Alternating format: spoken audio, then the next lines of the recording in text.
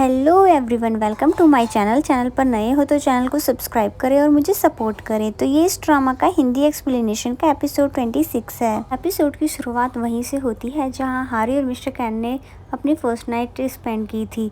फिर हमें next morning का सीन दिखाया जाता है जहां मिस्टर कैन रेडी होकर आते हैं और हारी को प्यार से देखने लगते हैं। हारी अभी भी सो रही थी तो मिस्टर कैन उसे जगाते नहीं हैं, बल्कि वहीं हारी के पास बैठकर हारी को कंटिन्यूसली घूरने लगते हैं और प्यार से उसे टच करते हैं। तभी अचानक से हारी की आंख खुलती है और हारी पूछती है, ओह मैं आपके यहीं पर ही हूँ और मुझे जल्दी से तैयार होना है, तो प्लीज़ आप बाहर जाइए। मिस्टर कैन हारी को जल्दी से रेडी होने को कहकर वहाँ से जाने लगते हैं तो हारी उन्हें बहुत प्यार से देख रही होती है। नेक्स्ट सीन में हमें जिनियों का दिखाया जाता है जो कि योगा कर रही होती है और कल के बारे में सोच रही होती है कि कैसे वो अपने फादर से अपने और सुनहू के रिश्ते की बात करके उन्हें अप्रूव करवा दिया। बट ये इतना आसान नहीं है जैसा कि दिख रहा है। नेक्स्ट डे ही सुनहू को जिनियों के फादर कॉल करके सुनहू को जिनियों से ब्रेकअप करने के लिए कहते हैं और कहते हैं मुझे पूरी बात बताने की ज़रूरत नहीं है, तुम समझ सकते हो मैंने ऐसा क्यों कहा। बट जिनियों वहीं पर होती है तो वो सुनहू के हाथ से फ़ोन लेके सारी बातें सुन लेती है और अपनी डैड की सारी बातें सुनने के बाद जिनियों कंफर्म हो जाती है कि मेरे डैड ने सिर्फ ये सब बातें एक चाल चली थी ताकि मैं घर वापस आ जाऊँ कि इतनी जल्दी उन्होंने उसे कंफर्म कैसे किया था।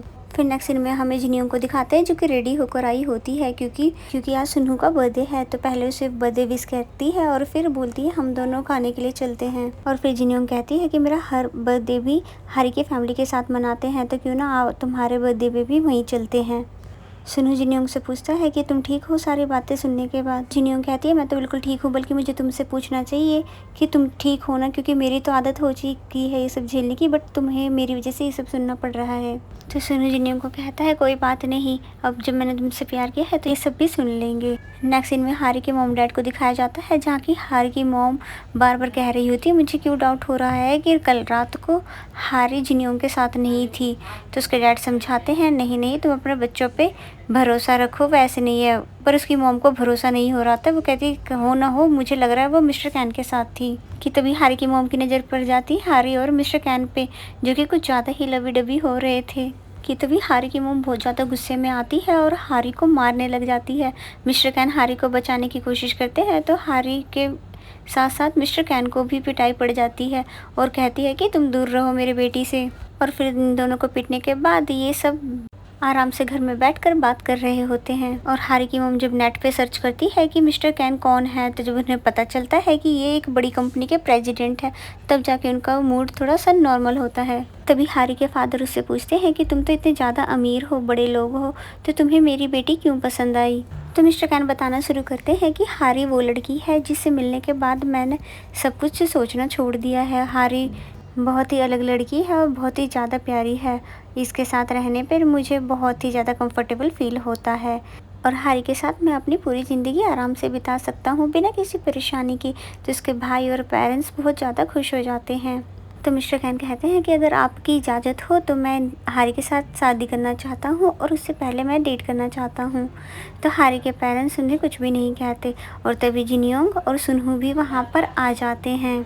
और जिनियोंग कहती है कि आज तो सुनहू का बर्थडे है तो प्लीज़ ये सारी बातें हम फिर कभी करेंगे, तो प्लीज़ पहले खाना खाते हैं और फिर बात करते हैं। तो तभी वहाँ पर सारा खाना सजा दिया जाता है टेबल पे।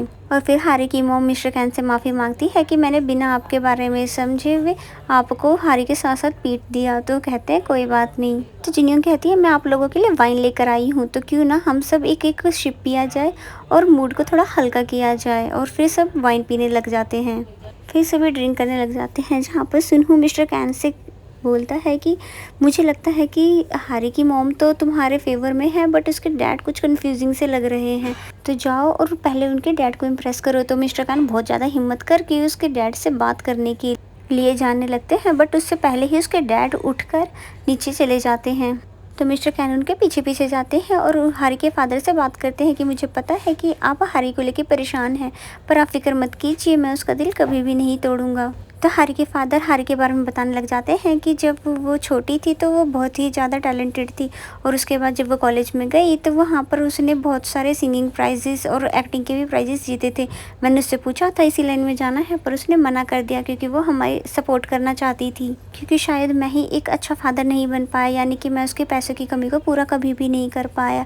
इसलिए वही हमारे लिए इतनी मेहनत करती है और सारी चीज़ों को हैंडल करती है, इसलिए वो ये जॉब करती है। तो मिस्टर कैन कहते हैं कि आप फिक्र मत कीजिए, मैं ये कहूँगा कि वो इन रूमर्स में नहीं पड़ेगी तो मैं गलत कहूँगा, पर मैं कोशिश ये करूँगा कि मैं हमेशा उसे प्रोटेक्ट कर सकूँ और मैं हमेशा उसके साथ खड़ा रहूँगा। तो आप इस बात की फ़िक्र ना करें, क्योंकि मैं हारी से बहुत ज़्यादा प्यार करता हूँ। फिर मिस्टर कैन जैसे ही अपने घर पे आते हैं तो दादाजी पहले से ही इंतज़ार कर रहे होते हैं और वो उन पे गुस्सा करने लगते हैं कि तुम पूरे दिन कहाँ पर थे, तुम्हारी तबीयत ठीक भी नहीं है। और फिर दादाजी कहते हैं कि मुझे पता है तुम हारी के साथ ही थे, मेरे मना करने के बाद भी तुम उसको नहीं छोड़ रहे। तो मिस्टर कैन दादाजी को सब कुछ बता देते हैं कि मैं हारी के पेरेंट्स से अभी भी मिलकर आया हूँ और उनसे परमिशन ले ली है मैंने हारी के साथ शादी करने की, और मैं हारी को कभी भी छोड़ने वाला नहीं हूँ, इसलिए ये बेटर होगा कि आप भी हमें अप्रूव कर लें। और ये कह के मिस्टर कैन वहाँ से चले जाते हैं और दादाजी के हार्ट में बहुत ही तेज की दर्द होता है, वो दर्द के मारे वहीं पर बैठ जाते हैं। और फिर दादाजी सोच रहे होते हैं मिस्टर कैन अब अपनी बातों से पीछे नहीं हटेंगे, क्योंकि वो हारी को अब छोड़ नहीं सकते। फिर नेक्स्ट डे का सीन दिखाया जाता है जहाँ मिस्टर कैन लिफ्ट में होते हैं, तभी हारी की टीम भी वहाँ पर आ जाती है, जिनके लिए वो लिफ्ट को रोक देते हैं और सबको अंदर बुला लेते हैं। तो हारी की टीम अंदर आ जाती है और फिर आपस में वो दोनों बातें करने लग जाते हैं कि ये दोनों तो डेट कर रहे हैं, फिर ये दोनों ऐसे अलग अलग क्यों खड़े हैं ऑकवर्ड सिचुएशंस में। तभी मिस्टर कैन हारी की टीम से बोलते हैं कि जो डफलिंग वाला तुमसे प्रोजेक्ट ले लिया था वो प्रोजेक्ट आपको वापस दिया जा रहा है, आप लोगों ने उस पर आधे से ज़्यादा काम कर लिया है तो आगे का काम भी आप लोग ही करेंगे। तो वो सभी लोग खुश हो जाते हैं और फिर 10th फ्लोर पे हारी का डिपार्टमेंट था पर मिस्टर कैन वहीं पर उतर जाते हैं, तो सभी लोग उनको देखने लग जाते हैं और फिर कहने लगते हैं आपका ऑफिस तो 17th फ्लोर पे है, आप 10th फ्लोर पे क्यों उतरे।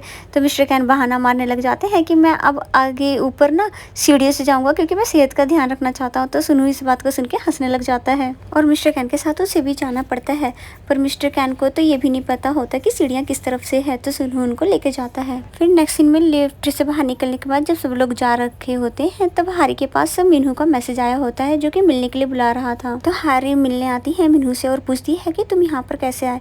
तो मीनू बताता है कि मिस्टर कैन ने मुझे आखिरी एपिसोड भी शूट करने के लिए वापस ऑफिस में बुलाया है, पर मैं उन्हें मना करने के लिए आया हूँ।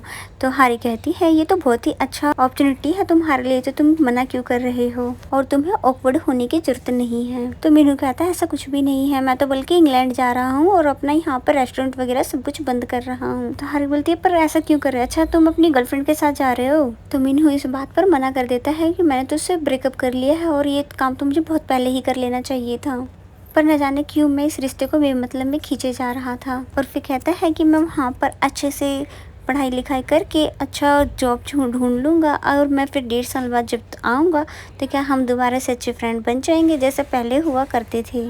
तो मीनू की सारी बातें सुनने के बाद हारी उसे कहती है कि तुम्हें पता भी है मैं तुम्हें 7 सालों से बहुत ज़्यादा लाइक करती थी, पर मेरी लाइक करने की अब लिमिट शायद ख़त्म हो चुकी है, इसीलिए अब हम सिर्फ फ्रेंड ही रह सकते हैं। तो तुम फिक्र मत करो, तुम मेरे लिए हमेशा से एक अच्छे फ्रेंड हो। और जब से अब मिस्टर कैन मेरी लाइफ में आए हैं तो मैं बहुत ही ज़्यादा बदल गई हूँ, और पहले भी मैंने तुम्हारा बहुत इंतज़ार किया था पर तुम इस बात को समझे नहीं, इसलिए अब बेटर होगा कि तुम भी अपनी लाइफ में आगे बढ़ जाओ। अब कोई भी चांस नहीं है हमें लाइफ में वापस पीछे मुड़ के देखने की, और अब हो सकता है कि मैं तुम्हारे साथ पहले की तरह ना रहूं जैसे हम पहले हुआ करते थे। अपनी तरफ से पूरी कोशिश करूंगी कि तुम्हारे साथ हमारी दोस्ती ऐसी ही रहे, क्योंकि एक अच्छे दोस्त की ज़रूरत हर किसी इंसान को होती है। और इसी के साथ ये एपिसोड यहीं पे ख़त्म हो जाता है। तो मेरा एक्सप्लेनेशन अगर अच्छा लगा हो तो वीडियो को लाइक करें और कमेंट करके ज़रूर बताइए एपिसोड आपको कैसा लगा। तो मिलते हैं नेक्स्ट एपिसोड में, तब तक के लिए बाय बाय।